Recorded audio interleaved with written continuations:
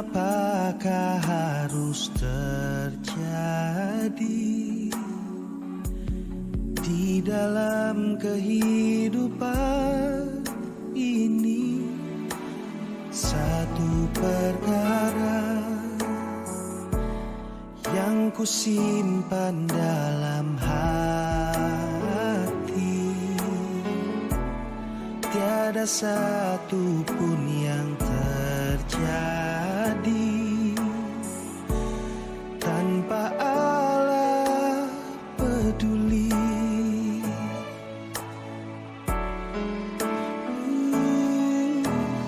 Allah mengerti, Allah peduli segala persoalan yang kita hadapi. Takkan pernah dibiarkannya ku bergumul sendiri, sebab Allah mengerti.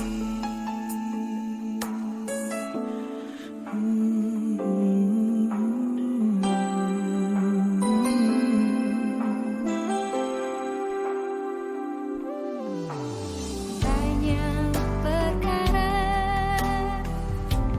yang tak dapat ku mengerti.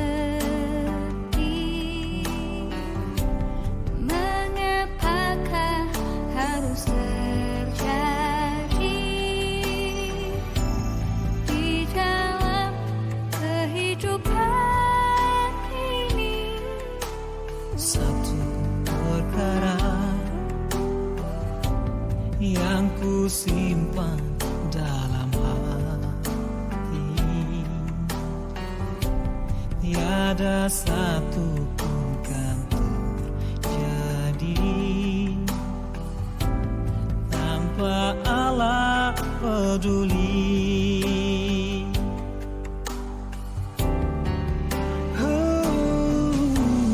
Allah mengerti.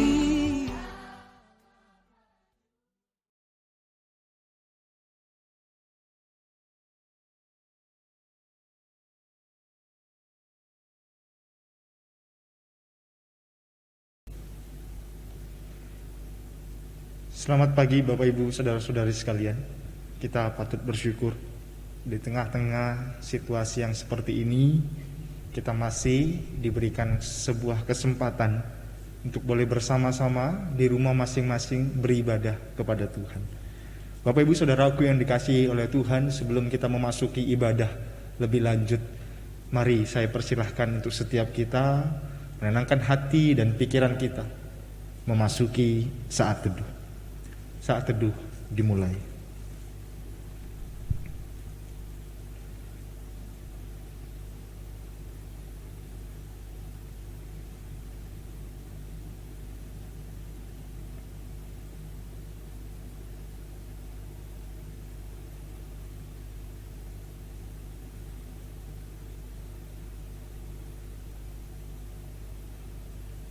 Amin. Bapak Ibu Saudaraku yang dikasihi oleh Tuhan, mari sama-sama kita bangkit berdiri. Ibadah ini kita mulai dengan sebuah pengakuan. Pertolongan kita adalah dalam nama Tuhan yang menjadikan langit dan bumi, dan yang setia memelihara umatnya untuk selama-lamanya. Turunlah atas kita sekalian anugerah dan damai sejahtera dari Allah Bapa dan Tuhan kita Yesus Kristus, serta dalam persekutuan dengan Roh Kudus. Amin.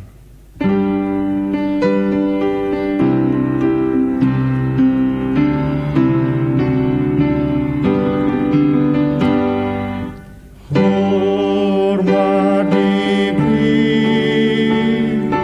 bagi Bapa, Anak, dan Roh Kudus, dari mula sampai sekarang dan seterusnya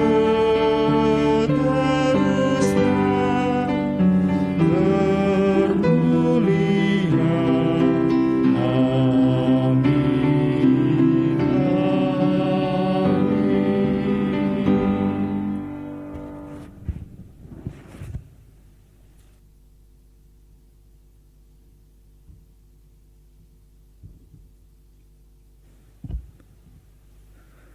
Ya Bapak Ibu Saudara, ketika kita melihat masa lalu, ketika kita melihat Alkitab, ketika kita melihat tanaman, bunga, binatang, bintang-bintang di udara, kita mengetahui bahwa betapa besar Allah kita.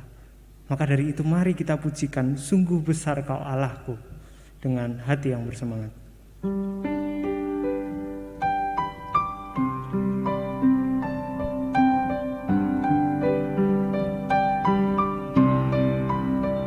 Bila kulihat bintang kemerapan dan bunyi guru riuhku dengar, ya Tuhanku, tak putus aku rela melihat ciptaanmu yang besar.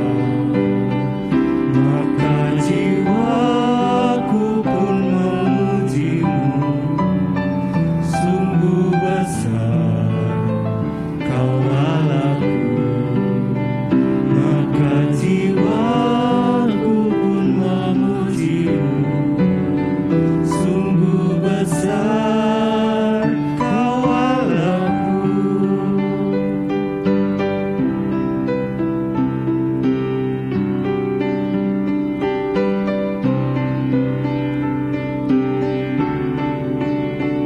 Apabila nanti Kristus memanggilku, sukacitaku amatlah besar, karena terkabullah yang kurindukan, melihat Dikau Tuhanku abad. Maka jiwaku pun memujimu, sungguh besar Kau Allahku. Maka jiwaku pun memujimu, sungguh besar Kau Allahku.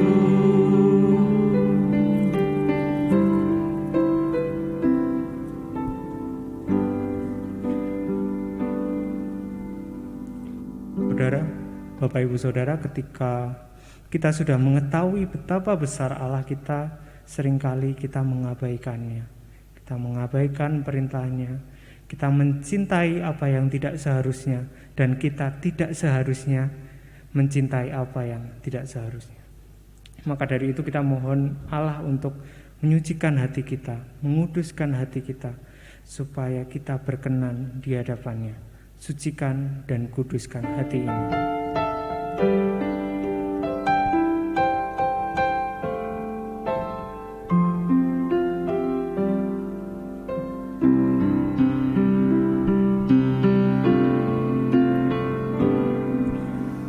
Sucikan dan kuduskan hati ini,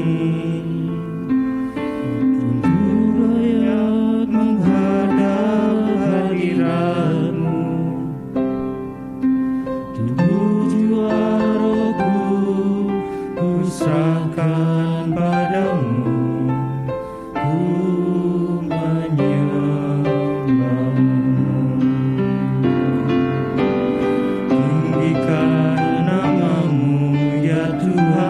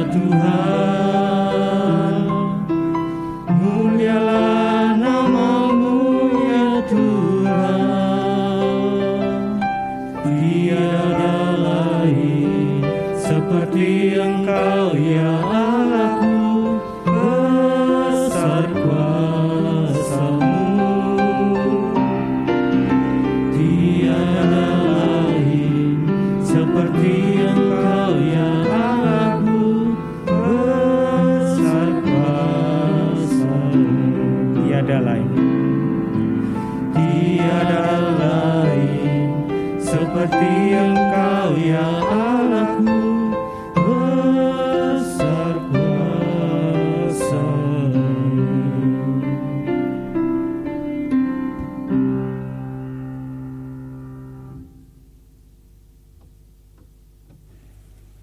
Mari sama-sama kita tundukkan kepala, kita berdoa. Bapa kami yang di dalam surga, kami sangat menyadari bahwa adalah gampang untuk menerima, menangkap Engkau adalah Maha Kuasa. Kami menyimpan itu di dalam pikiran kami, namun seringkali ya Tuhan di dalam perjalanan hidup kami tidak mengaplikasikannya. Harusnya kami bersandar pada Tuhan. Harusnya kami berserah pada Tuhan. Namun seringkali kami ya Tuhan mengandalkan diri kami sendiri, mengandalkan hikmat kami, mengandalkan kekuatan, pengalaman kami untuk menjalani hidup hari lepas hari. Tuhan, ampuni kami, orang yang kurang berserah ini. Ampuni kami Tuhan, orang yang berdosa ini. Kami juga datang pada Tuhan dengan rendah hati dan malu. Kami sungguh menyadari kesibukan sana dan sini membuat kami meninggalkan waktu khusus untuk Tuhan. Baik itu waktu kami secara pribadi dengan Engkau maupun dengan anggota-anggota keluarga kami. Ampuni kami Tuhan jikalau kami terlalu memfokuskan hidup yang ada di dunia ini, terlalu memfokuskan kehidupan yang bersifat jasmani, sehingga kami melupakan kehidupan yang rohani. Tuhan, ampuni kami, orang yang berdosa ini. Kami sungguh bersyukur kami datang kepada Tuhan pada pagi hari ini, menyadari segala dosa dan pelanggaran kami. Dan terlebih daripada itu ya Tuhan, kami sungguh memohon belas kasihan yang daripada Tuhan, memberikan pengampunan serta memberikan kekuatan untuk kami boleh berjalan bersama Tuhan di dalam hari lepas hari memperkenankan hati Tuhan. Terima kasih Tuhan untuk pengampunan yang Tuhan sudah limpahkan bagi setiap kami. Demi nama Tuhan Yesus kami naikkan doa ini. Amin. Bapak Ibu Saudaraku yang dikasihi oleh Tuhan, dengarkanlah berita anugerah yang terambil dalam Mazmur 121 ayat 1 sampai ayatnya yang kedua. Aku melayangkan mataku ke gunung-gunung, dari manakah akan datang pertolonganku? Pertolonganku ialah dari Tuhan yang menjadikan langit dan bumi. Amin. Jemaat dipersilahkan untuk duduk.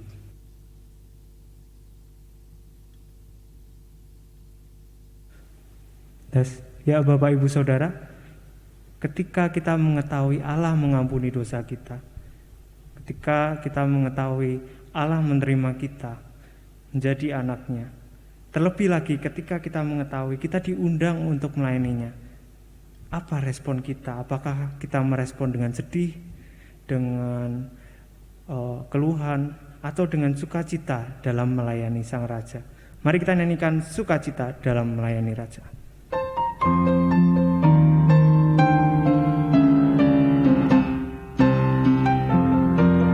Ku bersukacita bekerja bagi Raja atas segala raja.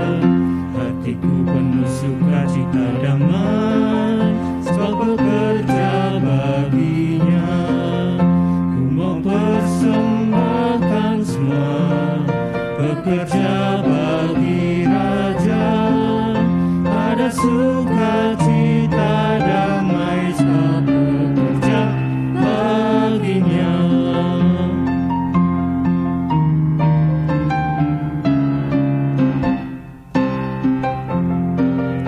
Ku bersukacita bekerja bagi Raja atas segala raja. serahkan segenap harkat kepadanya, setia kerja baginya. Ku mau persembahkan semua, bekerja bagi Raja. Ada sukacita damai sebab bekerja baginya. Ada sukacita damai sebab bekerja baginya. Sebelum memasuki firman, mari kita cek hati kita, mari kita periksa hati kita. Apakah selama pelayanan, selama bergereja, kita mungkin iri dengan orang lain, atau kita mungkin punya motivasi tersembunyi yang mungkin mendukakan Tuhan. Hendaknya hati kita selalu murni di hadapannya, sehingga Ia tidak sedih ketika melihat kedalaman hati kita. Murnikanku.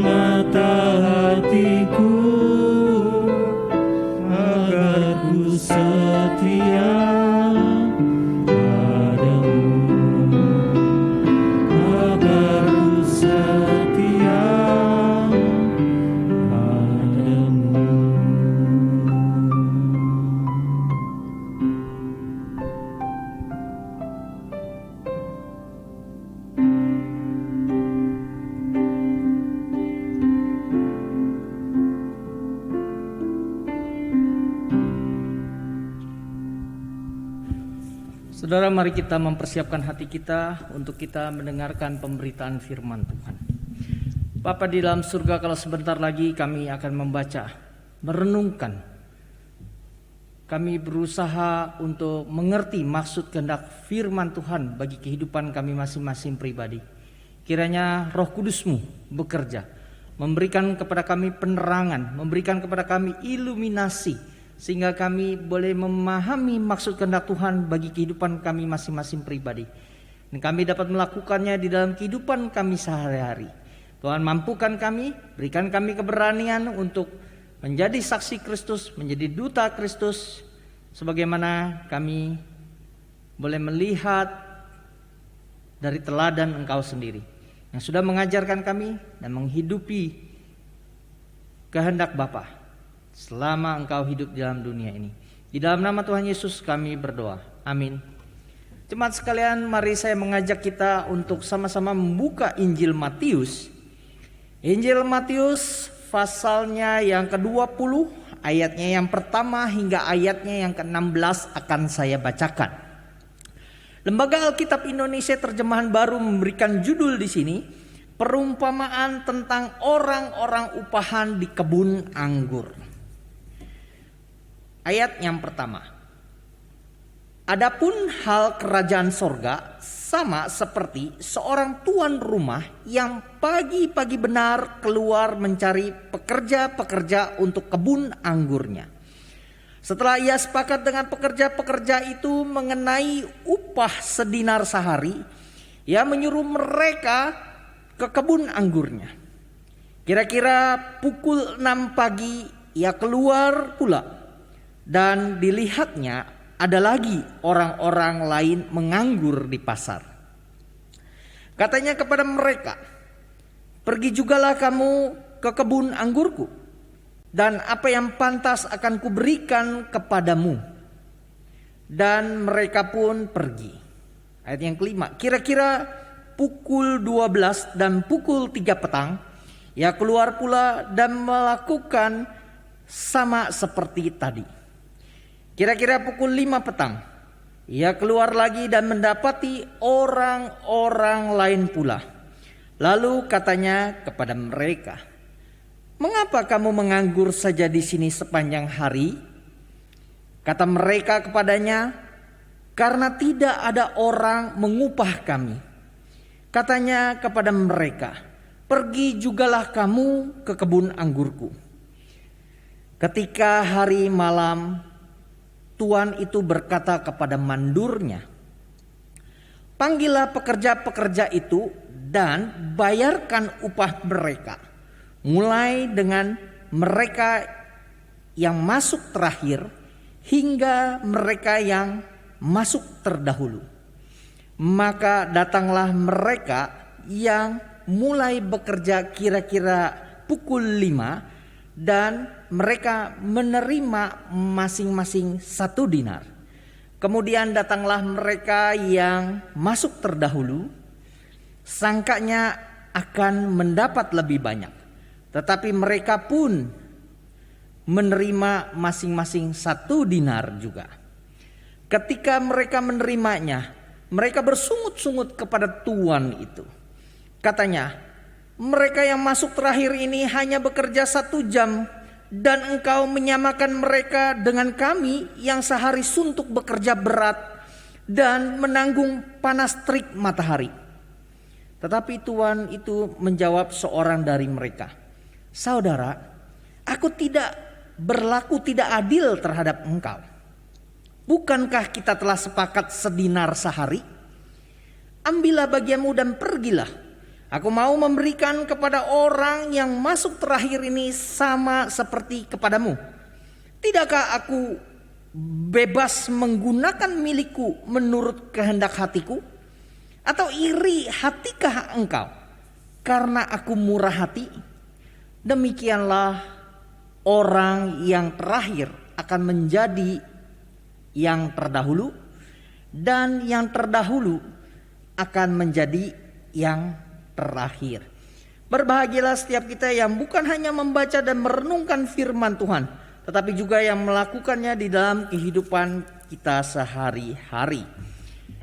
Seorang dosen profesor di Harvard Business School, Thomas J. DeLong, mengamati ada satu tren yang merisaukan di antara para mahasiswa dan rekan-rekan sekerjanya, yaitu obsesi membanding-bandingkan, comparison obsession.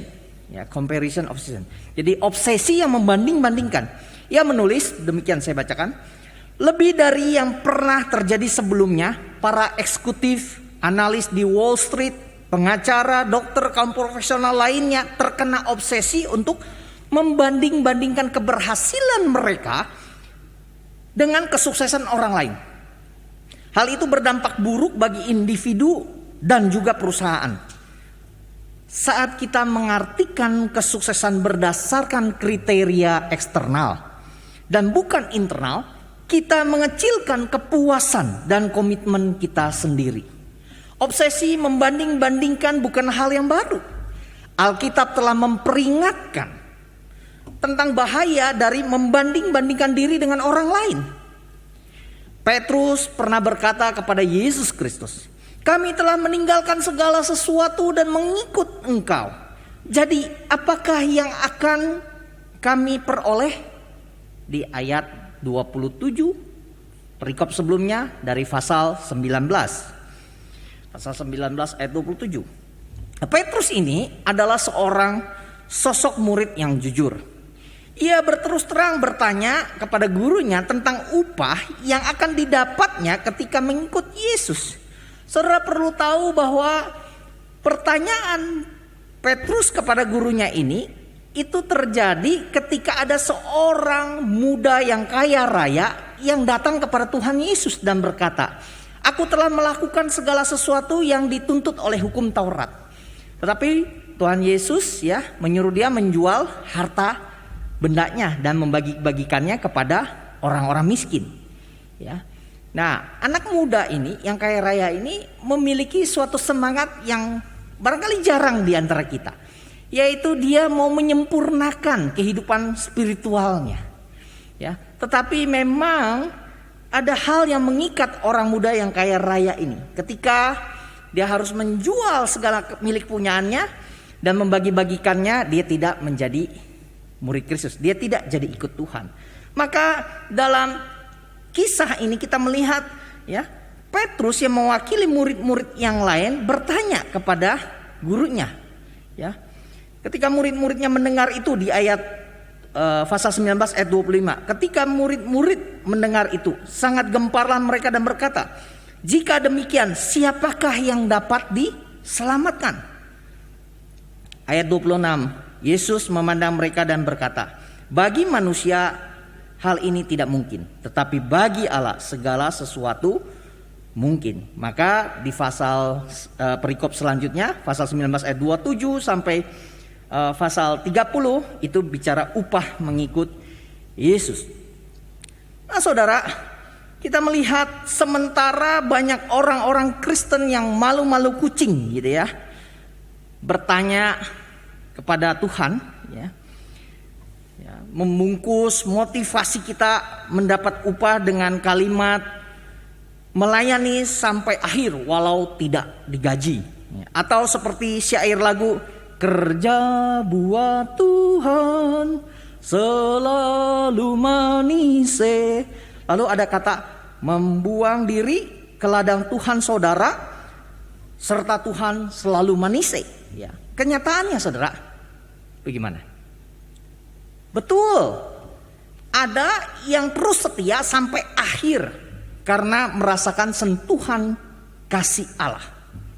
Namun tidak sedikit yang menjadi kecewa karena apa yang diingininya ketika melayani itu tidak tercapai, tidak terwujud. Nah, atas pertanyaan Petrus, Kristus menjawab, "Pada waktu penghakiman mereka akan duduk di atas tahta sebagai pendamping anak manusia." Pasal 19 ayat 28. Nah, kendati demikian, Kristus menepis tuntutan upah melalui perumpamaan tentang pemilik kebun anggur dan orang-orang yang dipanggil bekerja di dalamnya. Perikop yang tadi saya bacakan, pasal 20 ayat 1 sampai 16. Nah, cerita ini bukanlah tentang hitung-hitungan ekonomi masyarakat di dalam dunia ini, melainkan hal kerajaan Allah. Kebun anggur biasanya dipakai sebagai kiasan, melambangkan umat Allah, umat Israel. Perlakuan pemilik kebun anggur terhadap orang-orang upahannya memberikan gambaran tentang salah satu aspek dari kerajaan Allah, tentang cara Allah memberi anugerah kepada setiap orang dari waktu ke waktu dipanggil olehnya ke dalam kerajaan Allah. Ada beberapa kelompok pengerja atau pekerja yang dipanggil untuk menggarap kebun anggur itu. Kelompok yang pertama, kelompok yang dipanggil pagi-pagi sekali. Kemudian ada kelompok yang dipanggil pada pukul 9, kelompok pukul 12 tengah hari, kelompok pukul 3 petang, dan kelompok pukul 5 petang, 5 sore. Nah, kepada kelompok yang pertama, sang tuan itu sepakat mengupah mereka dengan 1 dinar sehari. Dan itu adalah upah yang wajar ya bagi seorang pekerja yang terampil atau seorang prajurit Romawi pada waktu itu. Ya, 1 hari 1 dinar. Upah yang wajar. Nah, upah yang disepakati itu dinilai adil.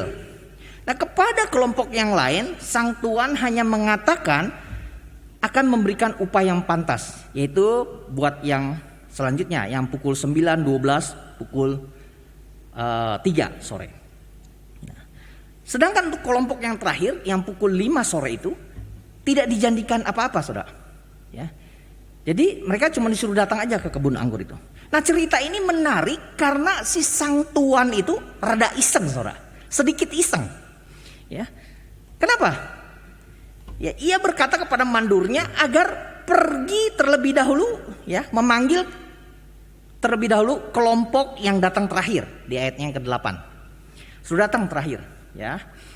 Nah, hal ini menegaskan perkataan Kristus bahwa mereka yang terdahulu akan menjadi yang terkemudian.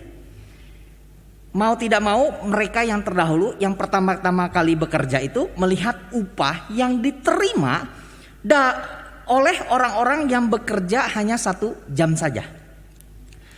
Sampailah kepada kelompok yang pertama yang bekerja ya seharian penuh itu. Mereka mengira bahwa Tuhan itu akan memberikan mereka lebih. Ternyata sama saja, saudara. 1 dinar. Coba saudara bayangkan ya, saudara rasakan ya. Anda ada pada kelompok yang pertama yang bekerja 12 jam. Dari jam 6 pagi sampai jam 6 sore gitu ya. Berpanas-panasan tapi hanya menerima upah yang sama dengan teman Anda yang hanya bekerja 1 jam saja. Saudara, ini merusak pasaran, saudara. Ya. Kalau zaman sekarang nih, zaman now nih, saudara, serikat buruh udah turun ke jalan, demo, saudara. Ya, perusahaan-perusahaan yang seperti ini bos-bosnya akan didemo, saudara. Ya, bagaimana ya? Yang kerja 12 jam dengan yang 1 jam dibayarnya sama, begitu ya. Nah, coba saudara bayangkan. Ya. Akankah Anda itu diam dan bersyukur? Ya. Saya rasa sangat sulit ya untuk menerima kondisi seperti itu, saudara. Kalau kita ada di kelompok yang pertama. Kemungkinan besar sudah pasti kita akan protes, komplain, kritik ya. Mengingat jasa yang sudah kita berikan itu jauh lebih besar ketimbang atau daripada orang yang hanya bekerja 1 jam saja, yang jam 5 itu. Nah, dalam cerita ini kelompok pertama itu bersungut-sungut, complaining, saudara. Mereka protes dan merasa tidak diperlakukan. Maksudnya mereka merasa diperlakukan tidak adil. Engkau menyamakan mereka dengan kami yang sehari suntuk bekerja berat dan menanggung panas terik matahari. Ya, sungguh tidak sopan ya kelompok yang pertama ini. Ya, mereka berkeyakinan bahwa dengan bekerja lebih lama, mereka punya hak untuk mendapatkan upah lebih besar. Mereka berpikir kalau kelompok pekerja terakhir mendapat upah yang sama dengan mereka, maka hak mereka dirampas.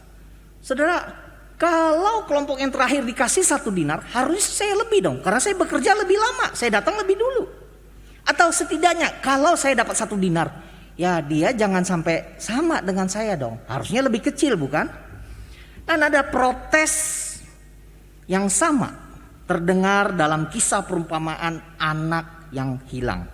Si sulung berbicara, baru saja datang anak bapa yang telah memboroskan harta kekayaan bapa bersama-sama dengan pelacur-pelacur. Maka bapa menyembelih anak lembu yang gemuk itu untuk dia. Lukas 15 ayat 30. Nada yang sama kita dengar dalam doa orang Farisi. Ya Allah, aku mengucap syukur kepadamu karena aku tidak sama seperti orang lain. Aku bukan pemungut cukai dan seterusnya. Dalam perjanjian lama kita menangkap protes yang sama. Nabi Yunus protes karena murka Allah tidak terjadi terhadap bangsa Niniwe dan kota Niniwe. Saudara, kita melihat ketika kita membanding-bandingkan diri kita dengan pihak lain, comparing, maka yang terjadi itu adalah coveting. Dari comparing menjadi coveting, iri hati, dengki. Ya, setelah merasa diri iri, maka yang terjadi adalah komplain, mengeluh, protes, ya, dan ujung-ujungnya kritik, ya, kritik sana sini, gitu ya.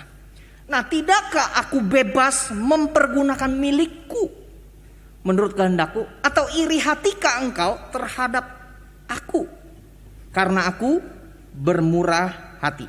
Iri hatikah engkau karena aku murah hati? Saudara, kita melihat di sini bahwa terkadang bukan karena saya tidak diperlakukan tidak adil, tapi saya tidak rela melihat orang lain mendapatkan kebaikan.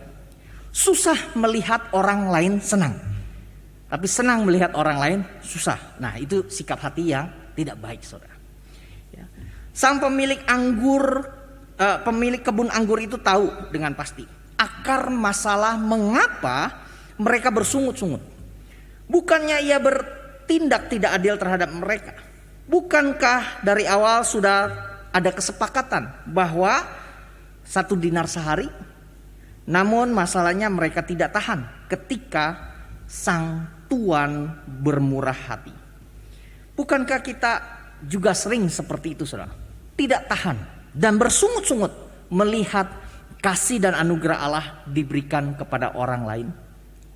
Cerita tentang kemurahan hati sang pemilik kebun anggur ini mengumpamakan kemurahan hati Allah dan kerajaannya yang melampaui batas-batas hitung-hitungan matematis manusia.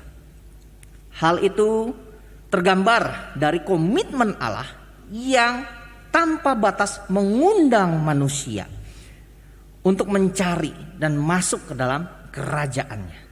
Lebih menakjubkannya lagi, dalam tata cara kerajaan Allah, ya, ialah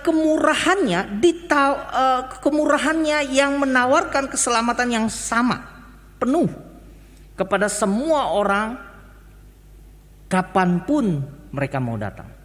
Jadi ini ditawarkan kepada setiap kita. Kapanpun kita mau datang, upah yang sama. Orang berdosa yang belakangan datang pun diberi anugerah Allah. Sama penuh, tanpa courting, tanpa diskon dengan mereka yang telah menjadi abdi Allah sejak muda, sejak kecil. Semua pekerja dibayar sama, yaitu 1 dinar. Nah, ada bermacam-macam arti atau penafsiran di sini. Yang pertama, di surga nanti semua orang Kristen mendapat pahala yang sama. Nah, ini jelas penafsiran yang kurang begitu tepat. Karena di surga nanti jelas ada perbedaan pahala kedudukan. Ini terlihat dari beberapa ayat di dalam Alkitab. Ayat-ayat seperti Matius pasal 5 ayat 19, nanti saudara cek ya. Pasal 20 ayat 20 sampai 23. Dan juga ada di kitab Daniel. Kemudian di Matius pasal 11 ayat 22 dan 24 menunjukkan adanya perbedaan hukuman juga di dalam neraka. Ini jelas menunjukkan bahwa di surga juga ada perbedaan pahala.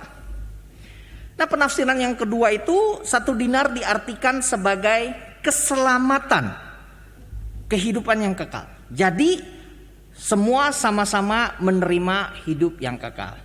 Tetapi mereka yang menerima pembayaran karena mereka bekerja, dan hal ini bisa menimbulkan pemahaman ajaran keselamatan melalui perbuatan baik karena ketaatan. Ya, salvation by work yang jelas-jelas merupakan ajaran yang ditentang oleh para reformator gereja kita.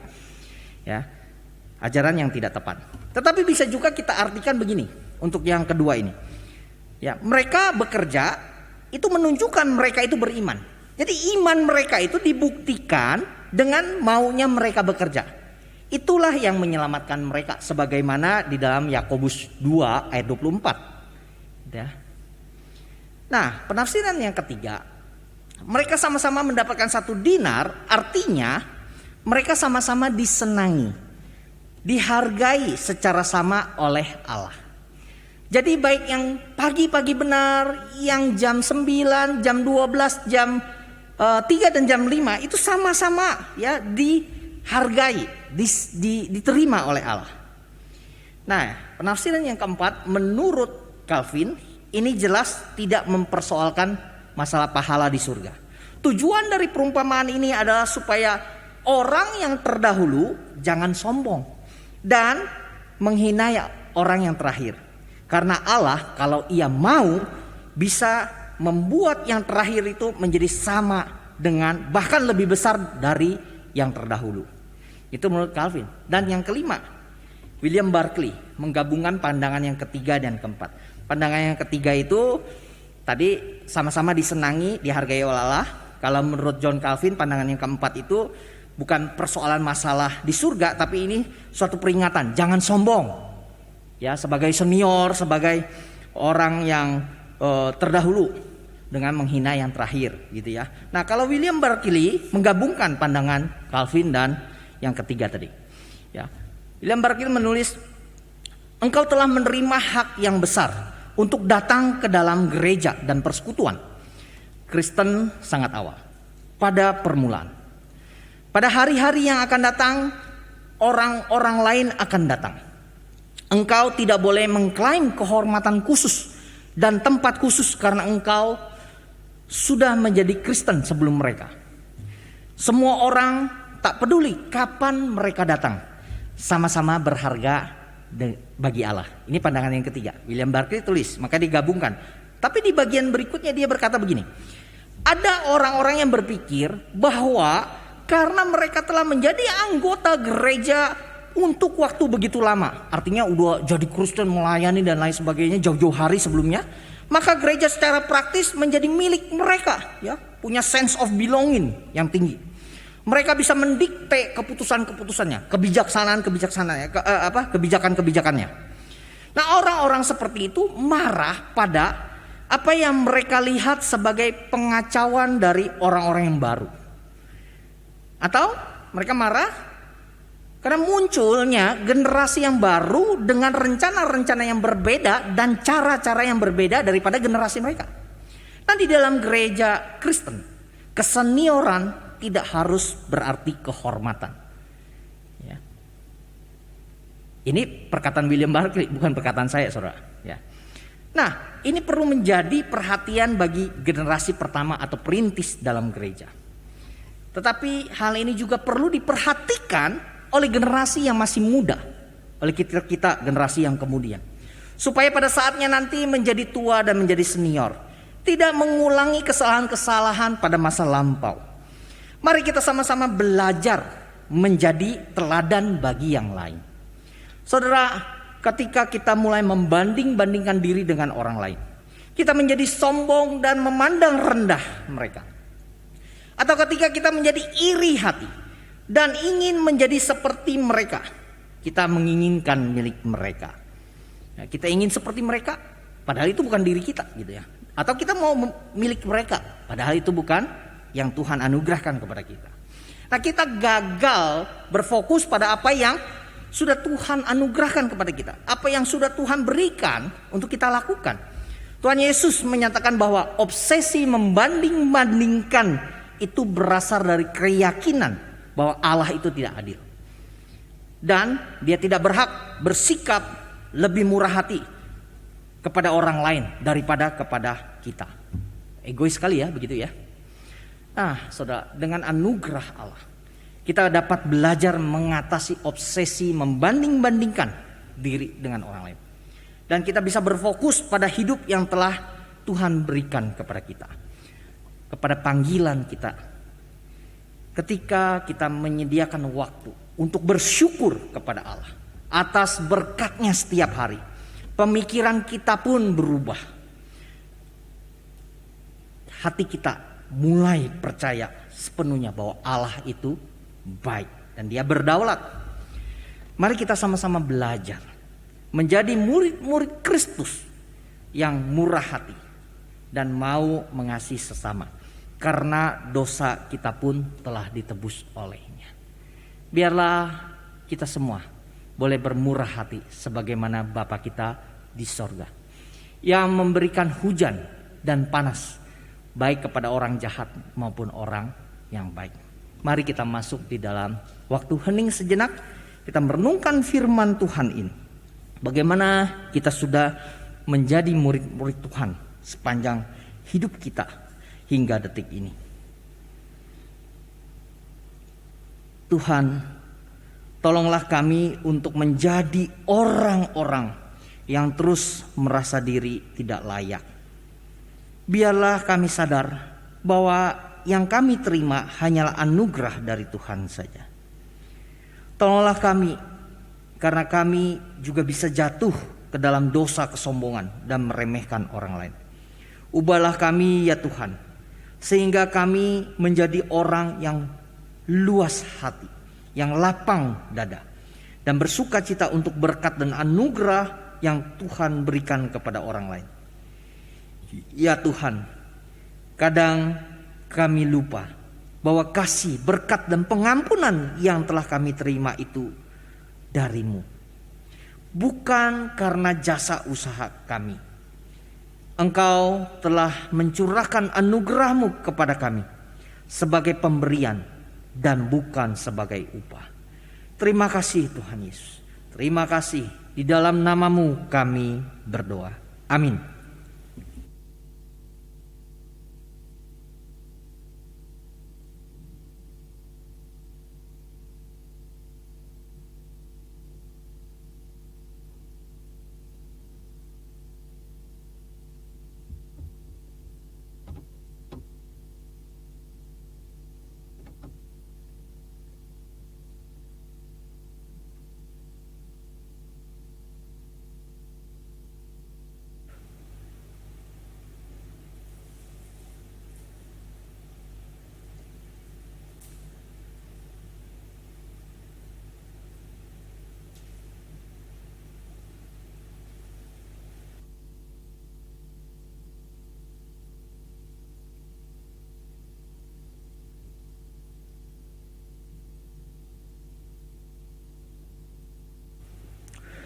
Bapak Ibu Saudara, mari kita bangkit berdiri untuk mengucapkan pengakuan iman rasuli. Selaras dengan gereja di segala abad dan tempat, kita akan mengikrarkan pengakuan iman rasuli yang berbunyi demikian. Aku percaya kepada Allah, Bapa yang Maha Kuasa, Khalik langit dan bumi, dan kepada Yesus Kristus, anaknya yang tunggal Tuhan kita, yang dikandung dari Roh Kudus, lahir dari anak darah Maria, yang menderita sengsara di bawah pemerintahan Pontius Pilatus, disalibkan, mati, dan dikuburkan, turun ke dalam kerajaan maut. Pada hari yang ketiga bangkit pula dari antara orang mati, naik ke surga, duduk di sebelah kanan Allah, Bapa yang Maha Kuasa. Dan dari sana Ia akan datang untuk menghakimi orang yang hidup dan yang mati. Aku percaya pada Roh Kudus, gereja yang kudus dan am, persekutuan orang kudus, pengampunan dosa, kebangkitan tubuh, dan hidup yang kekal. Amin. Bapak Ibu Saudara, untuk ayat persembahan diambil dari Roma 12 ayat 1. Karena itu saudara-saudara, demi kemurahan Allah, aku menasihatkan kamu, supaya kamu mempersembahkan tubuhmu sebagai persembahan yang hidup, yang kudus, dan yang berkenan kepada Allah. Itu adalah ibadahmu yang sejati. Persembahan dapat ditransfer melalui QR Code yang sudah ada. Mari kita berdoa persembahan.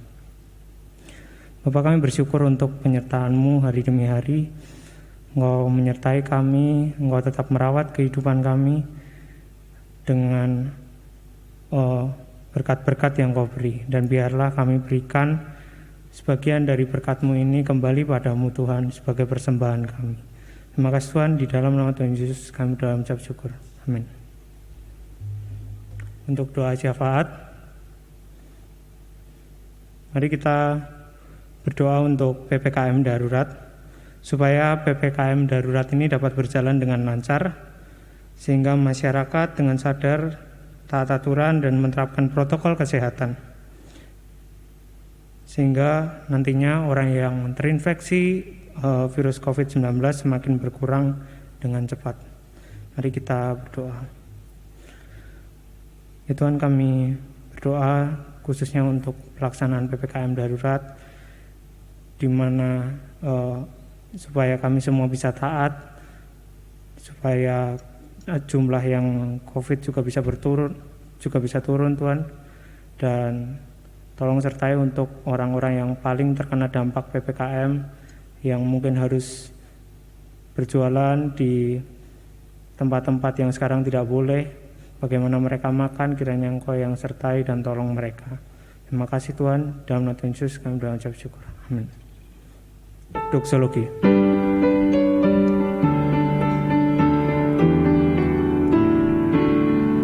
Puji Allah, sumber berkat, pujilah Dia semua ciptaannya, pujilah Dia malaikat surga, puji Bapa, Putra, Roh Kudus.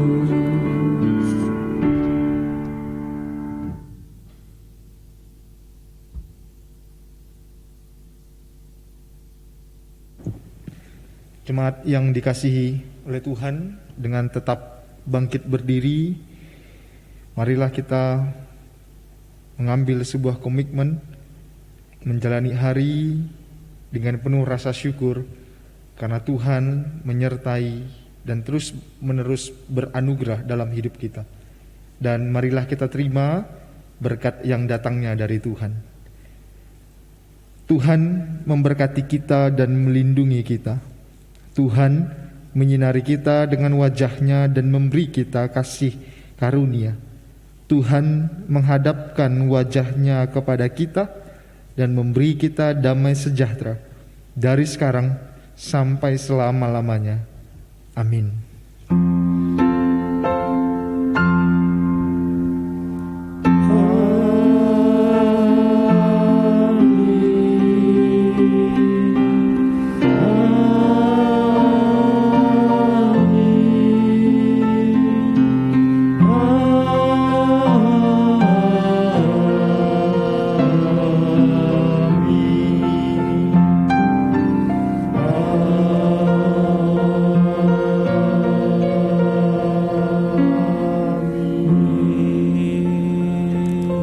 Silakan untuk duduk, silakan doa teduh. Tuhan memberkati kita.